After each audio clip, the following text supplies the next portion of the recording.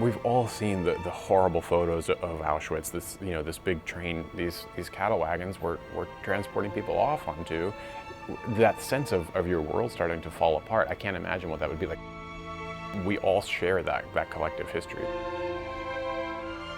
The work is meant to be a tribute. It's meant to be a memorial to these people. With difficult topics like that, the more that we can remember that it was not that long ago, not that far away. I'm David Morse. I'm the choreographer of Our Story.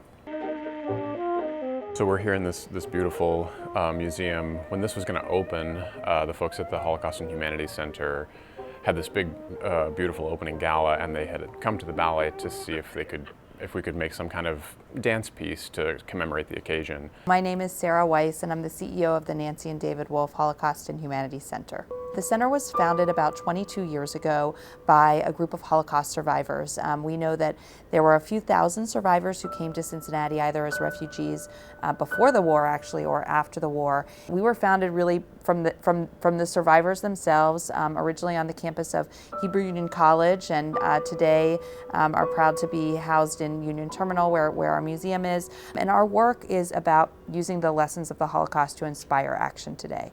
So that's what was given to us by the survivor community, and that's the work we still carry out.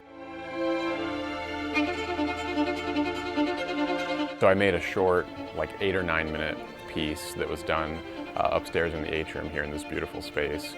Now what I'm sort of doing is taking that and expanding it into a larger work. My name is Lasik. I'm an apprentice dancer with the Cincinnati Ballet, and I will be performing in Our Story. Our Story is about paying homage to the Holocaust, shedding light on what the survivors' lives were like prior to going to Auschwitz, and what it was like in the camps, and then what it was like for them after they survived, and saying their story, their piece of how it was for them. It's meant to memorialize these people and their experience in some way to try to pay tribute to what they went through. That means for you that we're going to have to come down and then go back to arabesque to get pushed down. The Cincinnati Ballet, and through David's brilliant, thoughtful approach, has taken on telling this history in a new way for a new audience at a pivotal time.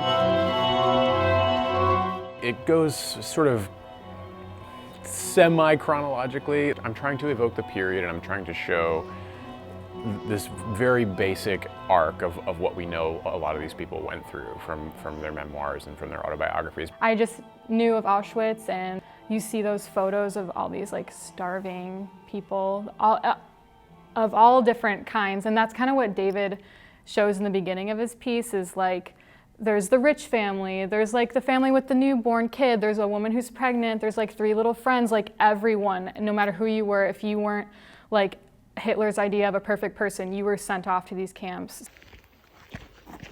So last summer I was able to take about 2 weeks and go to Central Europe. We went to Berlin and to Prague in Czech Republic, and Terezín, which is a concentration camp just outside of Prague. And then our third stop was Krakow, Poland, and we went to the Auschwitz-Birkenau camp. And it was 10 days that changed my life. I mean, that sounds so stupid, but you really feel like a different person after, you know, walking on those train tracks, going inside of those gas chambers where these people died. It just hits you so hard. The first thing that you think of when you think about, you know, those terrible photographs from the liberations of the camp is, well, this isn't really dance-related material. I mean, if anything, those bodies, those pictures that we've all seen, seem completely devoid of any ability to move, or you know, they're just so broken. So movement is certainly not the first thing that comes to mind. A lot of the memoirs and the autobiographies and stuff like that, because folks, the way that they write about their experience is in this, you know, extremely broad and expansive emotional context.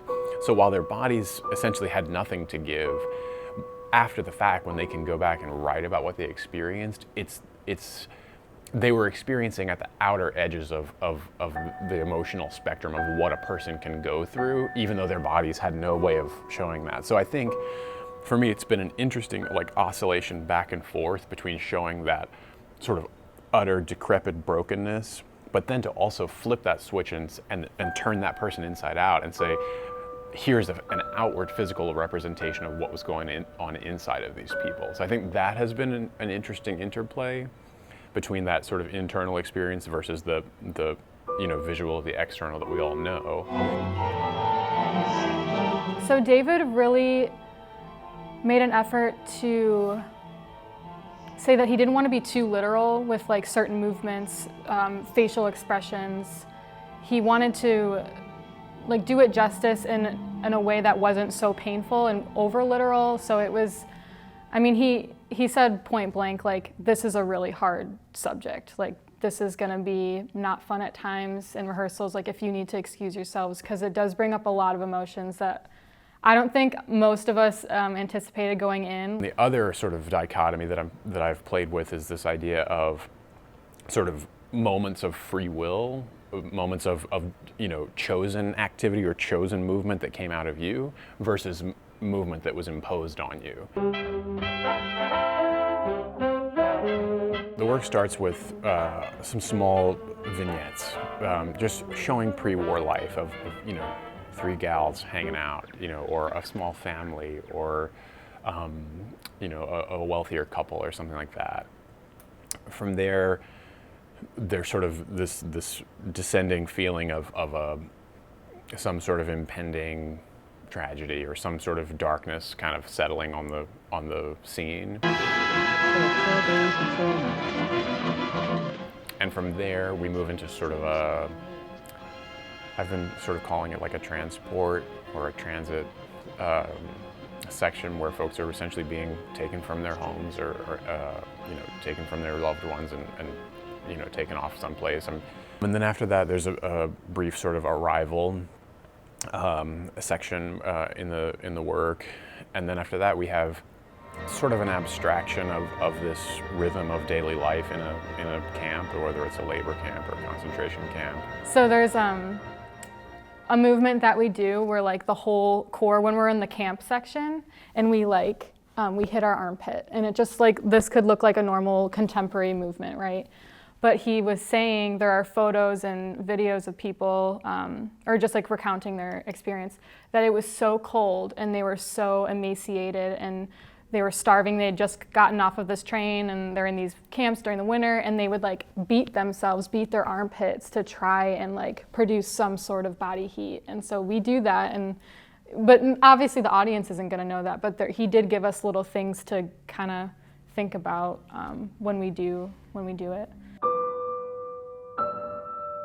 Just before the final section, there's a duet between 2 people that isn't necessarily meant to represent those 2 individuals exactly, but I think it's more meant to represent like almost the almost snuffing out of a people or of a culture, like the almost annihilation. I mean, I sort of think about like almost like a very small ember or flicker that was able to prevail.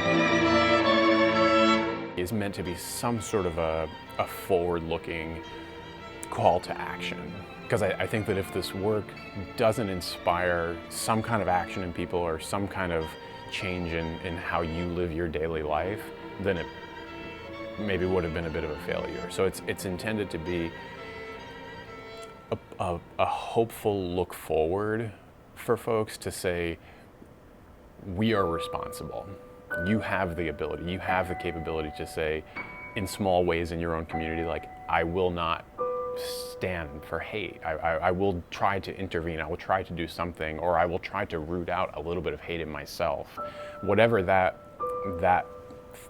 thing is for you, however it reaches you, that to me, that's what this last section has to be of the work. He had an impossible task. It's almost impossible to think of how do you portray such an enormous event in any way, and he has done it masterfully. There's just this very fine balance of how do you show and evoke this experience, this emotional experience that these people went through, to a point where an audience member is taken to that tough place, but then also allow them and sort of offer your hand and say, here's a way out of this. You are the way out of this.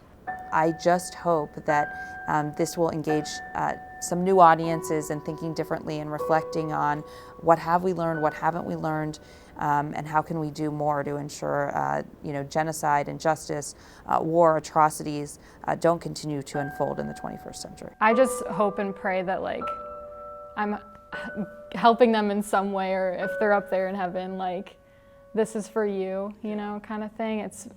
It's really such an honor, to be honest. I just am, every time we do it, I love going to those rehearsals. Even though it's really sad, it's I don't know, it feels really good to be able to feel like I'm doing this for those people.